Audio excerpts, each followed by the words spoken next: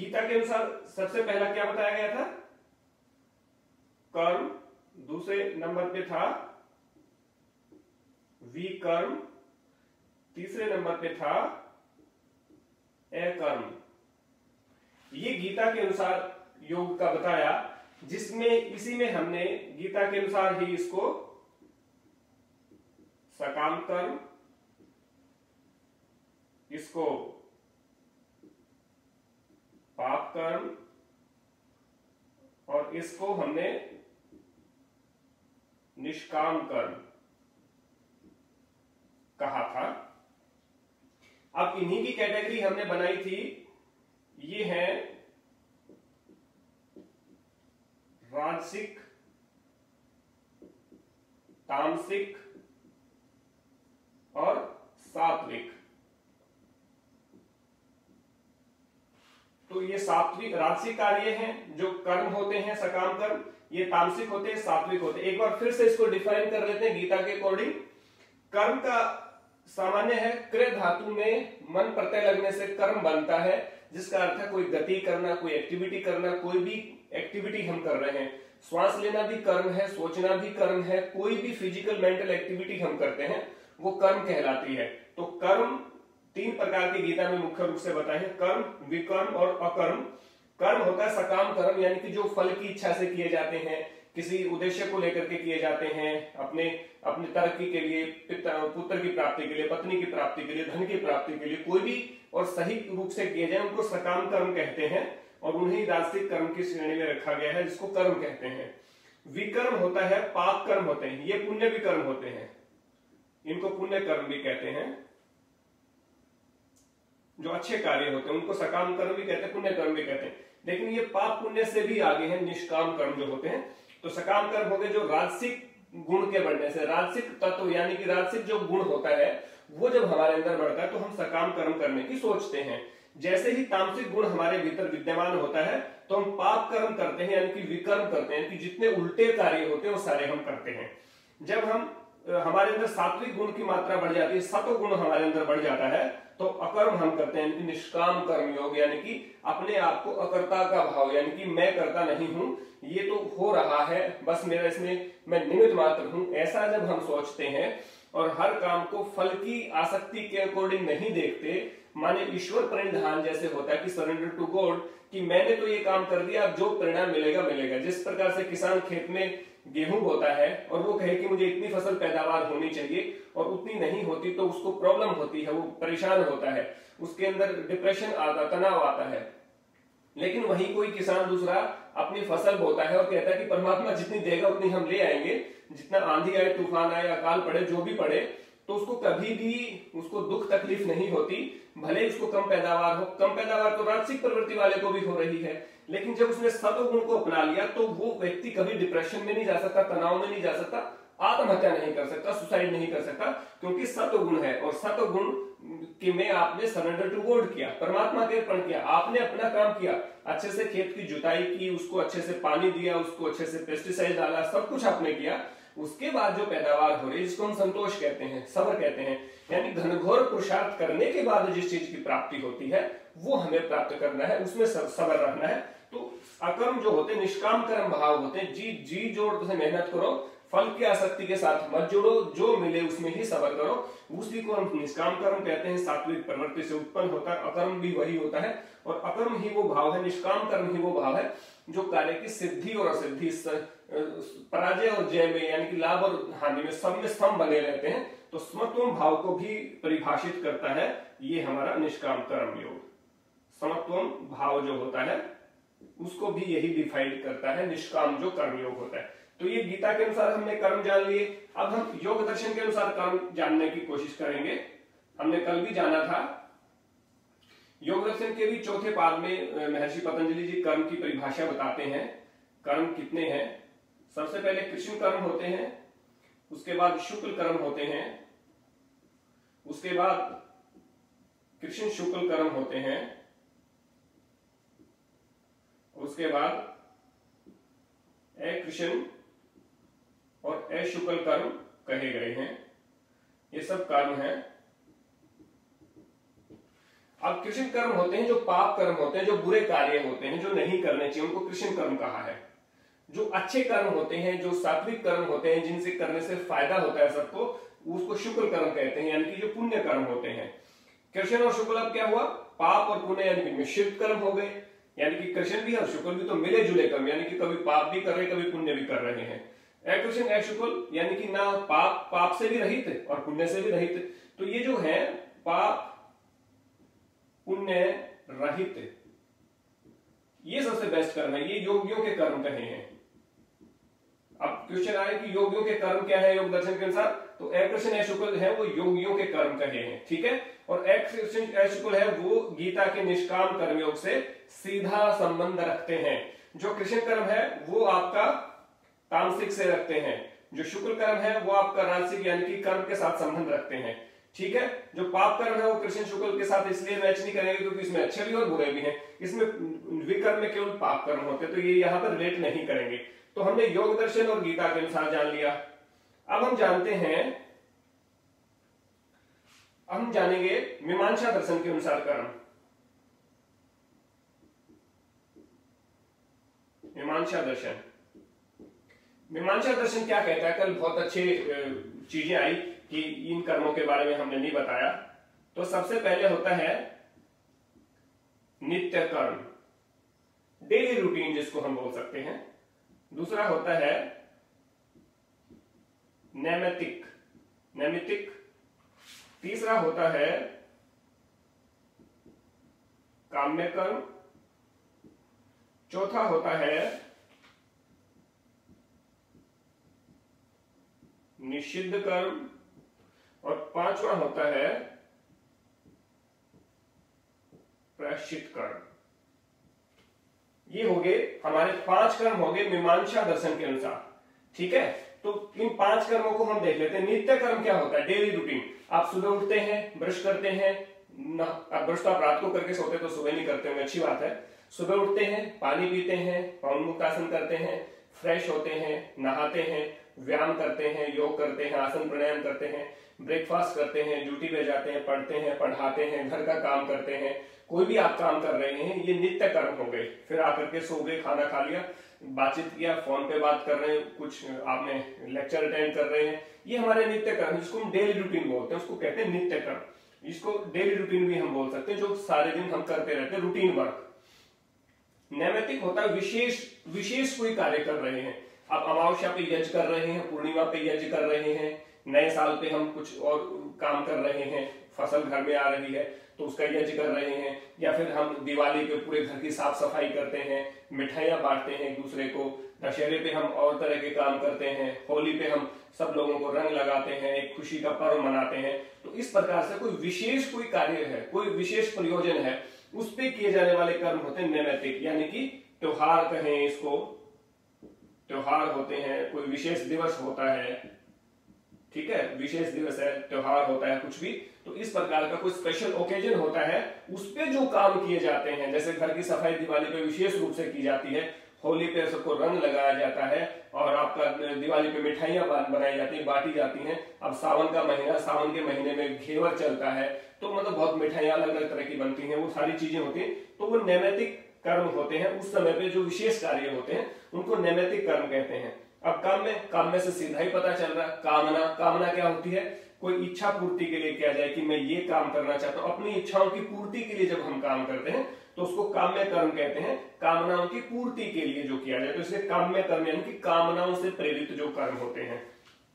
निषिद्ध कर्म पता चलता है, निषिद्ध यानी कि नहीं करना चाहिए, निषेध जो होता है यानी कि प्रोहिबिटेड जो वर्क होता है, यानी कि जो पाप कर्म होते हैं कि भाई ये कर्म नहीं करने चाहिए, बुरे कर्म नहीं करने चाहिए, किसी के साथ चीटिंग नहीं करनी चाहिए, किसी के साथ धोखा नहीं करना चाहिए, किसी के साथ मारपीट नहीं करनी चाहिए, किसी के साथ धोखाधड़ी नहीं करनी चाहिए, किसी को दिल नहीं दुखाना चाहिए, किसी को टॉर्चर नहीं करना चाहिए। तो इस प्रकार के जो काम निषिद्ध कर्म होते हैं, तो किसी को शारीरिक मानसिक हानि नहीं देनी चाहिए, तो ये निषिद्ध कर्म है कि ये नहीं करने हैं हमें। उसके बाद प्रायश्चित कर्म है। प्रायश्चित कर्म वो कर्म होते हैं जो निषिद्ध कर्म कई बार हम कर जाते हैं। देखिए दोनों का यहाँ पे कॉम्बिनेशन बहुत अच्छा है। निषिद्ध कर्म यानी कि जो बुरे कर्म है, जो नहीं करने चाहिए, और बुरा कर्म मान लीजिए कर दिया हमने, तो उनके प्रायश्चित के लिए दंड स्वरूप जिसको हम कहते हैं, अब जेल में क्यों जाते हैं? जेल, किसी ने अपराध किया तो उसको जेल की सजा क्यों होती है? कि आपने ये पाप किया या आपने गलत काम किया, इसका प्रायश्चित आपको जेल में जाकर के करना है। तो इसका मतलब ये नहीं कि कोई भी काम करें आप जेल में ही चले जाएं। आपने पत्नी के साथ झगड़ा किया, पत्नी को टॉर्चर किया, पत्नी को बुरे शब्द कहे, तो उसके लिए आपको प्रायश्चित करना पड़ेगा। प्रायश्चित में आप उसके लिए कोई अच्छा सा गिफ्ट भी लेके जा सकते हैं, उसको अच्छे से पैम्पर भी कर सकते हैं, उसकी अच्छी तारीफ भी कर सकते हैं, उसको कहीं घुमाने लेके जा सकते हैं, उसको अच्छा फील करवा सकते हैं, ये भी प्रायश्चित हो सकता है। वर्तमान संदर्भ में मैं बात कर रहा हूँ, बच्चे की किसी बात पे पिटाई कर दी, पढ़ नहीं रहा था, कुछ नहीं कर रहा था, फिर आपको लगा कि पिटाई नहीं करनी चाहिए थी, तो उसको पैम्पर करने के लिए प्रायश्चित के रूप में उसको कुछ आप गिफ्ट दे रहे हैं, उसको पैम्पर कर रहे हैं, घुमाने लेके जा रहे हैं, उसकी कोई विशेष कोई चीज वो कई दिनों से मांग रहा था वो आप उसको दे रहे हैं, तो ये प्रायश्चित कर्म में ये भी आ सकता है। दूसरा, आपने किसी को बुरा भला कहा, उसको माफी आप मांग सकते हैं, उसको अपोलाइज कर सकते हैं कि मैंने ये आपके साथ गलत किया, ये प्रायश्चित होता है। तो प्रायश्चित वो काम होते हैं जो निषिद्ध काम कर दिया उसके एवज में ही हमें प्रायश्चित कर्म करने पड़ते हैं, यानी कि गलती को सुधारने के लिए या गलती की सजा भुगतने के लिए दंड स्वरूप जो चीजें होती हैं उसको हम प्रायश्चित कर्म कहते हैं। तो ये 5 प्रकार के कर्म, नित्य, नैमित्तिक, काम्य, निषिद्ध और प्रायश्चित कर्म मीमांसा दर्शन ने कहे हैं। इसके बाद हम बात करते हैं बौद्ध दर्शन में क्या कहा है। बौद्ध दर्शन कहता है हमारे जो है सम्यक कर्मांत, हमें ये काम करने चाहिए। सम्यक कर्मांत का क्या अर्थ होता है? जो बुरे काम होते हैं बुरे का त्याग करना है और अच्छे को अपनाना है। यानी कि सम्यक कर्मांत का मतलब बुरे कामों का त्याग कर दो और जितने भी अच्छे काम हैं उनको आप करो।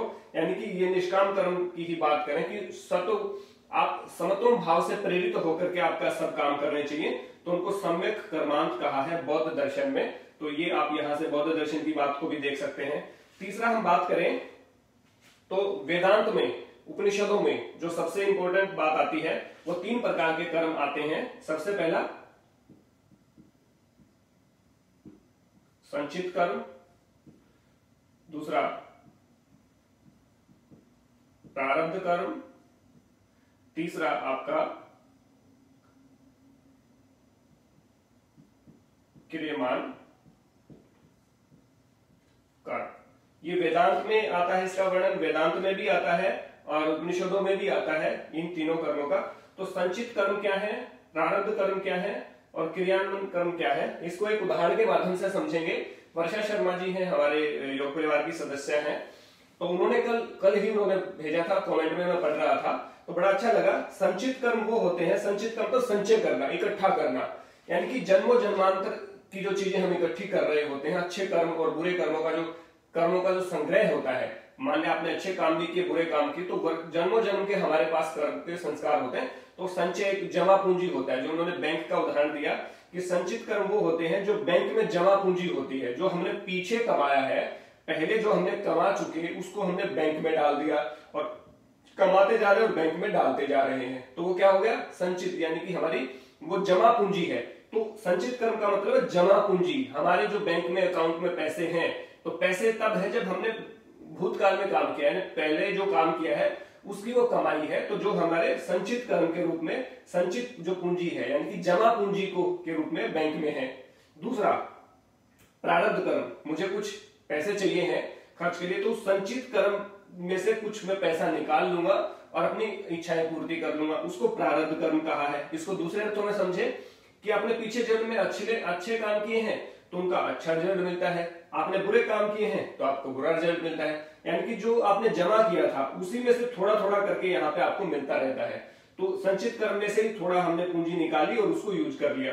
तो आपने गलत काम किए हैं तो गलत आपके प्रारब्ध जो है, प्रारब्ध यानी कि पिछले जो कर्मों का परिणाम, संचित कर्म होती पिछली पूंजी, ये इसका होता परिणाम। ठीक है, तो परिणाम क्या है, यदि आपने गलत काम किए तो गलत ही आपको उसके जमा पूंजी हुई है, तो गलत ही चीजें आएंगी। मान लीजिए आप, अब इसका प्रारब्ध का क्या होता है, आपने कुछ नहीं किया लेकिन फिर भी आपके साथ गलत हो गया, आपने कुछ भी नहीं किया लेकिन फिर भी आपके साथ अच्छा हो गया। मान लीजिए भूकंप आ गया, अर्थक्वेक आ गया और आप बैठे हैं, आस पड़ोस के सब घर गिर गए लेकिन आपका घर नहीं गिरा, या आपका घर गिर गया लेकिन आप बाई चांस जिस कमरे में थे वो कमरा बच गया, तो क्या कहेंगे, प्रारब्ध कर्म है, यानी कि आपका उसमें कोई कंट्रीब्यूशन नहीं है। वो तो भूकंप था, जैसे जहां से जो चीजें हिली, जो डिगी, जो गिर गई, वो गिर गया। अब बाढ़ आ गया, आपने देखा होगा केदारनाथ में बहुत सारे लाखों श्रद्धालु थे, लेकिन लाखों श्रद्धालुओं में से बहुत सारे बच गए, लेकिन बहुत सारे बह गए।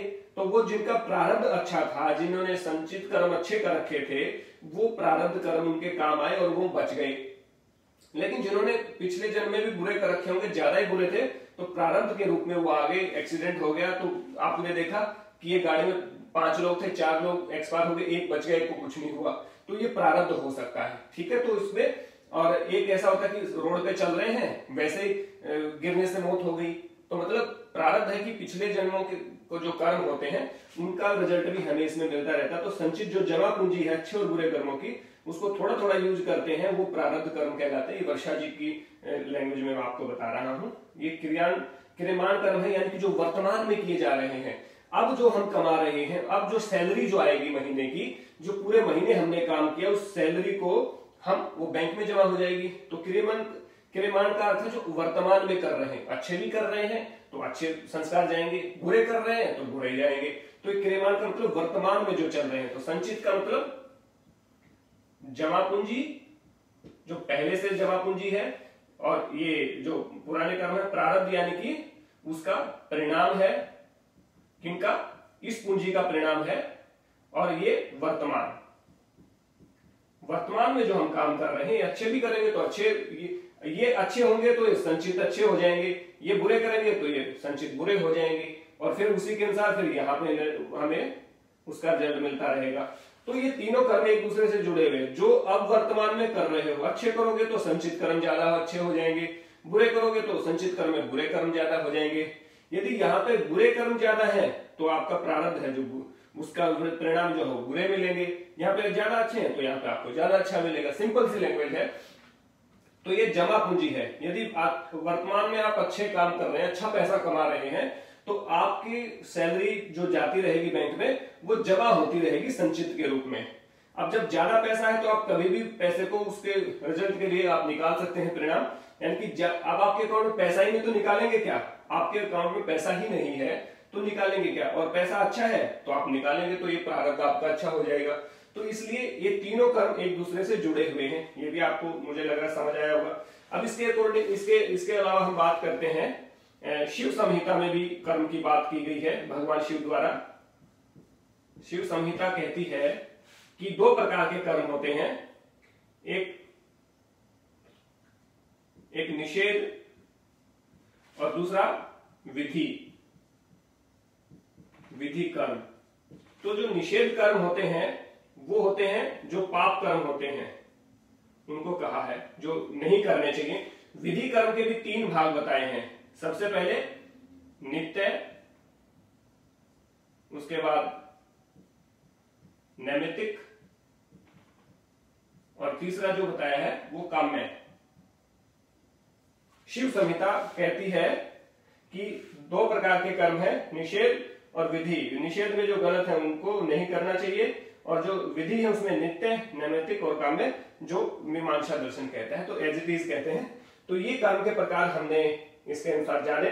तो आप इसका स्क्रीनशॉट ले लीजिए ताकि आपको सारी चीजें पता चल जाए, और एक बार फिर से कोई चीज रह गई होगी तो उसको भी हम डिस्कस कर लेंगे। तो आप एक बार इसका स्क्रीनशॉट ले लीजिए सब, ताकि कोई प्रॉब्लम ना आए। और उसके बाद फिर मैं इसको वैसे भी आपको स्क्रीनशॉट दे दूंगा इसका।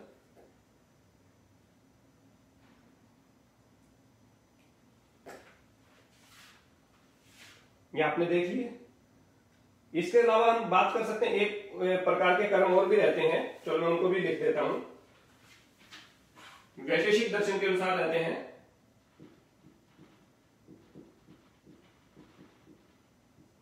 वैशेषिक दर्शन क्या कहता है? सबसे पहले उत्क्षेपण, दूसरा अवक्षेपण, तीसरा आंकुचन, चौथा प्रसारण और 5वां गमन। ये 5 प्रकार के कर्म वैशेषिक ने भी बताए हैं। उत्क्षेपण का मतलब होता है जो नीचे से ऊपर चीजें जाती हैं, नीचे से ऊपर जो हम प्रेषित करते हैं उनको कहते हैं उत्क्षेपण। अवक्षेपण होता है जो ऊपर से नीचे की तरफ आ रही होती है, गति होती है जिन कर्मों की, वो अवक्षेपण होते हैं। अंकुचन यानी कि अपने अंगों को अंकुचित करना, संकुचित करना, वो होता है अंकुचन। प्रसारण फैलाना, और गमन यानी कि जो एक्टिविटी जो कर रहे हैं, चलायमान है, जो द्रव्य चीजें हैं, जो फ्लेक्सिबल है, उनको गमन कहा है। तो ये मुझे लगता है सारी चीजों के अकॉर्डिंग हमने एक एक बात की है, तो आप इसमें देख सकते हैं, इसको समझा दिया। कर्म, विकर्म, अकर्म, नित्य, नैमित्तिक, काम्य, निषिद्ध, प्रायश्चित, और शिव संहिता के अनुसार निषेध और विधि कर्म, पाप कर्म और नित्य, नैमित्तिक, काम्य। बौद्ध के अंदर सम्यक कर्मांत है, बुरे का त्याग और अच्छे को अपनाना। और ये वेदांत के अकॉर्डिंग है संचित कर्म, प्रारब्ध कर्म, क्रियमान कर्म, वैशेषिक अनुसार उत्क्षेपण, अवक्षेपण, अंकुचन, प्रसारण और गमन। योग दर्शन के अनुसार कर्षण कर्म, शुक्ल कर्म, कृष्ण शुक्ल, अकर्षण कर्म और पाप पुण्य जो योगियों के कर्म होते हैं। एक बार इसका स्क्रीनशॉट ले लीजिए, फिर इसके बाद में आपको कैमरा भी उधर ही आप देख पा रहे होंगे, और अभी एक बार अच्छे से ले लीजिए। अभी आप इसका स्क्रीनशॉट ले लीजिए। इसके बाद एक बार फिर से मैं लिख देता हूं इसको। स्क्रीनशॉट ले लिया होगा जी। एक बार फिर से मैं इसको लिख देता हूं, इन सबको हटा करके बिल्कुल साफ साफ भी लिख देता हूं।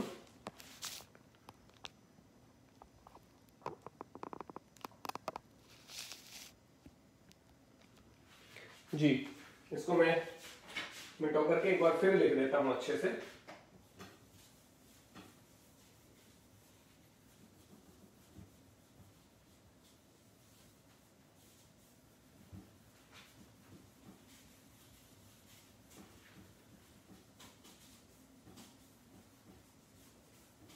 तब तक आपके मन में जो क्वेश्चन हो तैयार कर लीजिए, इसके बाद तुरंत हम क्वेश्चन लेंगे।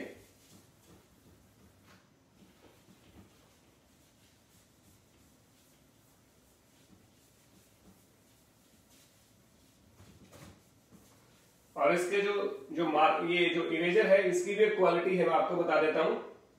ये यहीं पे चिपक जाता है, इसको मैग्नेट है इसमें। गीता के अनुसार कर्म, विकर्म और अकर्म। योग दर्शन के अनुसार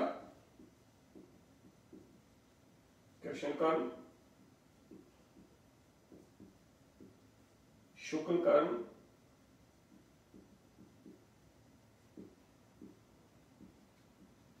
कृष्ण शुक्ल कर्म, अकृष्ण, अशुक्ल कर्म। बौद्ध के अनुसार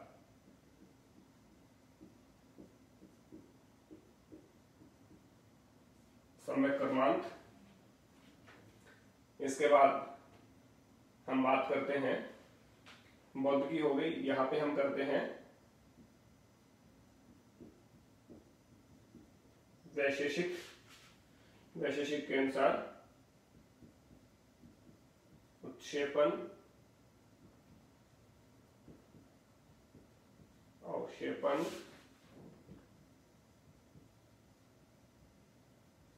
अंकुचन,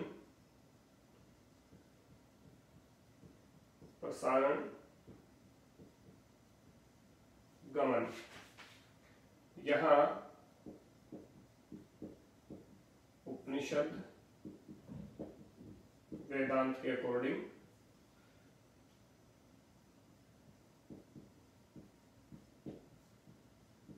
संचित कर्म, प्रारब्ध कर्म, क्रियमान कर्म। इसके बाद हमारा हो गया शिव संहिता के अनुसार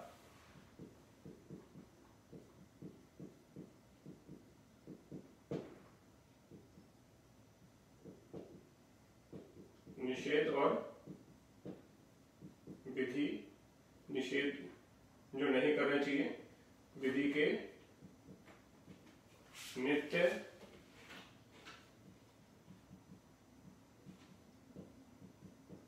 नैमित्तिक और काम्य। अब हम करते हैं मीमांसा के अकॉर्डिंग 5 प्रकार के नित्य, नैमित्तिक, काम्य,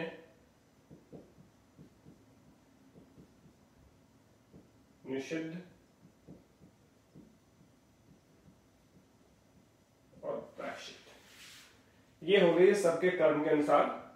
तो वैशेषिक, उपनिषद वेदांत, मीमांसा, बौद्ध, योग दर्शन, गीता और शिव संहिता, इसके अकॉर्डिंग इसके अलावा कोई बचता हो तो आप मुझे जरूर बताइए। उसके साथ मैं आपके साथ चर्चा करने के लिए तैयार हूं।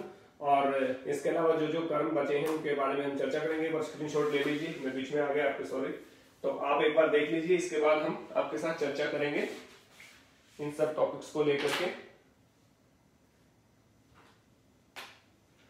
स्क्रीनशॉट ले लिया होगा अभी, और मैं थोड़ा सा नजदीक ले जाता हूं इसको।